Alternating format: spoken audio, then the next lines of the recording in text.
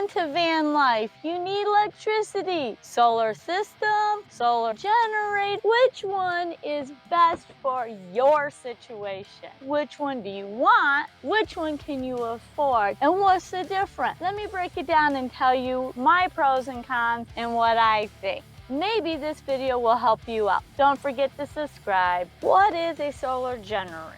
There's lots of brands out there. This one is Blueitt. They've got Jackery, all kinds of different brands out there. Lots of options. They can range where from, I think the smallest one I seen was 200 watts all the way up to 5,000 watts. What type of things you are going to be charging in van life? If you're just starting out in van life, it's probably going to be cell phones, laptop, maybe a drone, just simple stuff, maybe a refrigerator. 12-volt refrigerator can be plugged in there. Max air fan can be plugged in. It's got these little ports. I have a video on my channel that goes more in detail on this unit, and I will link it in the description below. In this little box, you've got your battery monitor, your pure wave inverter, which means if you have a normal household item that you need to plug in here, this is where you do it.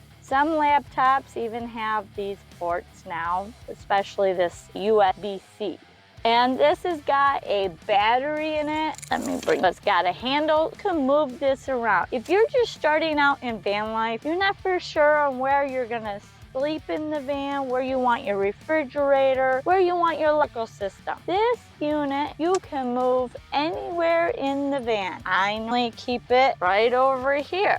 It's very portable, and you don't have to worry about wiring, fuses. It all comes here. It has a way to charge it through solar panels or through your 12-volt car plug, or even through a house. If you're at a campsite, you can plug cord and run it into their outlet. It's very versatile. The price point, they can range anywhere from like $270 all the way up to $5,000. Within your budget, you could find one that you don't have to worry about gauge of wire. Do you have the right battery monitor? What fuses, whether it's 5 amp, 15 amp, 20 amp. You need to know this if you do a solar system. Now let me show you mine. In my solar system that I've actually installed in my van, I have a DC to DC. I have cutoff switches for the solar panel. You need a battery, you need an inverter, you need fuses. I have a fuse for my solar.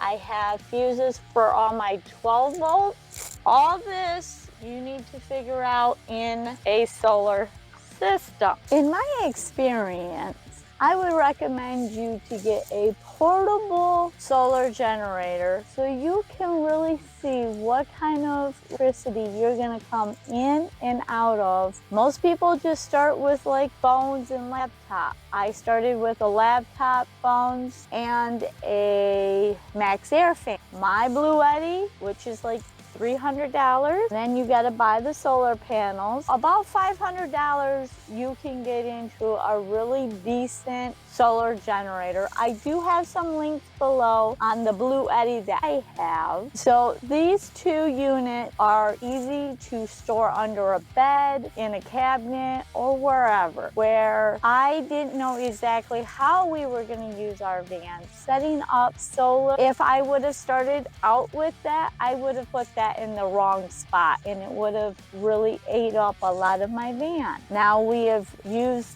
some dead space that we don't use and we've put that in there. But for me, I did not understand how much my phone used up electricity while it was charging. My laptop is a power-hungry laptop, so when I edit videos, I consume a lot of electricity. My refrigerator, you can read what it says, but it's turning on, turning off. How many times do you get into that refrigerator? How many times is that refrigerator gonna kick on, turn off? How hot is where you're gonna be depending on how many times that refrigerator is gonna turn on and turn off. These are all things that you will learn while starting your van life. If you're doing it on a budget, you will end up using that generator or the solar power bank, which some people call it. You can use that in many different situations, even after you install solar. To me, it was a very good point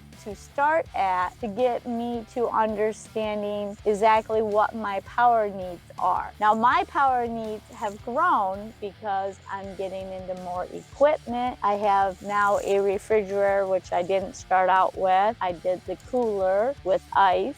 I do have LED lights recessed into my roof now. With solar, that adds more power consumption, and that's different gauge wiring. Now, I have seen some van builds where they use like a Gold Zero or a Blueitt or a Jackery to power everything in their van, and they hook up a 12-volt fuse box to that. That is a different option. There are many different options for van life and how you want to set up your rig. I'm just showing you another option of which way you want to start out van life. If you want to do the like a Blueitt, or if you want to just start with the solar system. You can do a very simple one, and you can add like an inverter down the road. My inverter's not hooked up right now because I'm not running any 12-volt appliances in my van. It's there, I'm not using it right now. I do plan on installing the wires, hooking it up. Another thing is, depending on where you're going